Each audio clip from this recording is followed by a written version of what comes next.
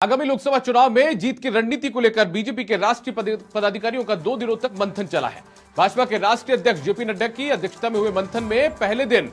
जहां पीएम मोदी ने बैठक का उद्घाटन किया, तो दूसरे दिन केंद्रीय गृह मंत्री अमित शाह ने शिरकत करते हुए आगामी लोकसभा चुनाव में जीत का मंत्र यहां पर नेताओं को और कार्यकर्ताओं को दिया है। दिल्ली में हुई 2 दिवसीय बैठक के दूसरे दिन केंद्रीय गृह मंत्री अमित शाह ने मध्य प्रदेश संगठन की तारीफ की। उन्होंने कहा कि मध्य प्रदेश में वोट शेयर बढ़ाने के लिए किए गए संगठन के प्रयास प्रशंसनीय है, तो वहां बूथ प्रबंधन की कुशलता भी सराहनीय है। बैठक में आगामी लोकसभा चुनाव में 400 से अधिक सीटें जीतने का लक्ष्य रखा गया है।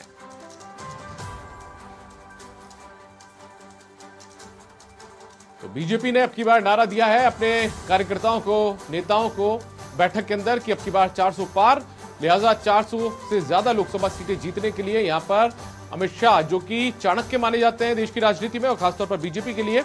पूर्व अध्यक्ष वो रह चुके हैं, अभी केंद्रीय गृह मंत्री की जिम्मेदारी उनके पास में है, सरकार में जिम्मेदारी वो संभाल रहे हैं और उन्होंने यहां पर प्रबंधन की तारीफ की है, मध्य प्रदेश के बीजेपी के प्रबंधन की, वोट शेयर बढ़ाने को लेकर तारीफ की है, बूथ प्रबंधन की तारीफ की है।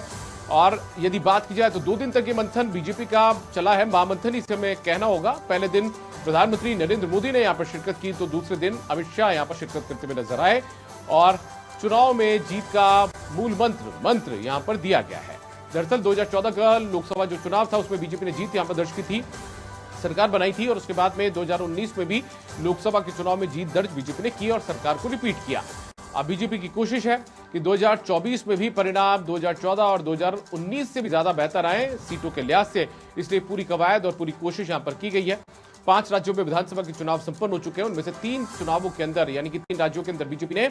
यहां पर सरकार बना ली है, जीत दर्ज की है। लिहाजा अब की बार बीजेपी की कोशिश है कि इन चुनावों से फ्री होने के बाद में लोकसभा के चुनाव में जो कार्यकर्ता हैं, जो नेता हैं, वो जुट जाएं। लिहाजा नए साल की शुरुआत से ठीक पहले यहां पर 2 दिनों तक बीजेपी के हेडक्वार्टर में दिल्ली के अंदर महामंथन चला है।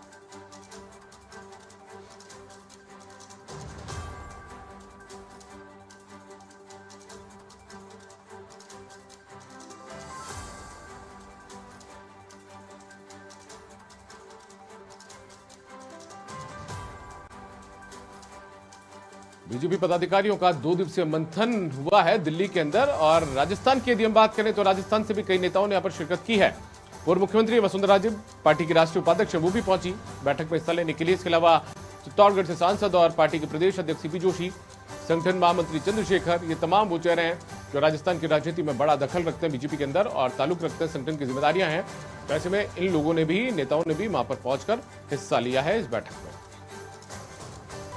और ज्योति सिंह ज्यादा जानकारी के साथ में हमारी संवाददाता जुड़ चुके हैं फोन लाइन पर, उनका रुख करते हैं। ज्योति, आपसे समझना चाहेंगे क्या कुछ मूल मंत्र पहले दिन प्रधानमंत्री नरेंद्र मोदी ने दिया और दूसरे दिन अमित शाह, जो कि चाणक्य भी माने जाते हैं देश की राजनीति में? बिल्कुल दीपक, देखिए दिल्ली में बीजेपी की जो 2 दिनों से बैठक चल रही थी, देखिए तो कल शाम को खत्म हो गई है। लेकिन लोकसभा चुनाव की तैयारियों की बात करें तो देखिए लोकसभा चुनाव की तैयारियों में जो भाजपा जुटी हुई थी, सत्ता की एक बार फिर से हैट्रिक मारने के लिए देखिए रणनीति बनाने के लिए जुट गई है भाजपा। और 2 दिवसीय बैठक में देखिए पहले दिन बात करें तो पीएम मोदी ने संगठन के प्रमुख नेताओं से पार्टी को वोट प्रतिशत जो है देखिए 10% बनाने की दिशा में जुटने के लिए कहा है, साथ ही साथ लोकसभा की तैयारियों में जुटने के लिए कहा है। पिछले साल की बात करें तो देखिए जब लोकसभा चुनाव हुए थे तो भाजपा को देखिए 33% वोट के साथ 303 सीटें मिली थी। लेकिन इस बार देखिए बात करें तो विपक्षी गठबंधन इंडिया भी है और एक प्रत्याशी के फॉर्मूले से निपटने के लिए पार्टी उन तमाम राज्यों में देखिए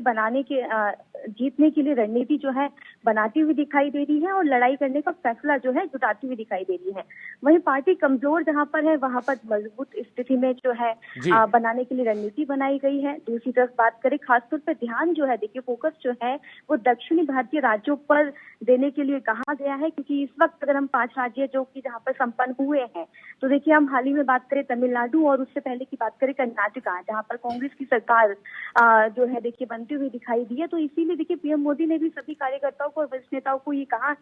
कि दक्षिण राज्यों पर ज्यादा फोकस किया जाए और इस बार ज्यादा से ज्यादा सीट लाने पर जो है जीतने पर फोकस किया जाए और तमाम तरीके की रणनीति जो है वो बनाई गई है। दीपक, विपक्ष को मात देने के लिए 50% वोट का लक्ष्य जो है बनाया गया है बैठक में। वहीं मिशन 2024 में क्षेत्रीय दलों से समझौता नहीं होगा, ये फैसला बैठक में किया गया है। वहीं दूसरी तरफ बात करें तो देखिए लोकसभा चुनाव में एनडीए की जितनी सीटें हैं उन सभी का देखिए एक तरीके से समीक्षा बैठक की गई कि कहाँ पर कमजोर है बीजेपी, कहाँ पर सबसे ज्यादा मजबूत है, जहाँ पर कमजोर है बीजेपी, वहाँ पर किस तरीके से अपने आप को एक स्ट्रॉन्ग तरीके से तो जो है ज्योति, आपने बताया ये एक बहुत बड़ा फैसला हो जाता है कि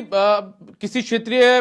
जो दल है उनसे गठबंधन नहीं किया जाएगा, तो क्या एकला चालू की राजनीति अब बीजेपी करेगी?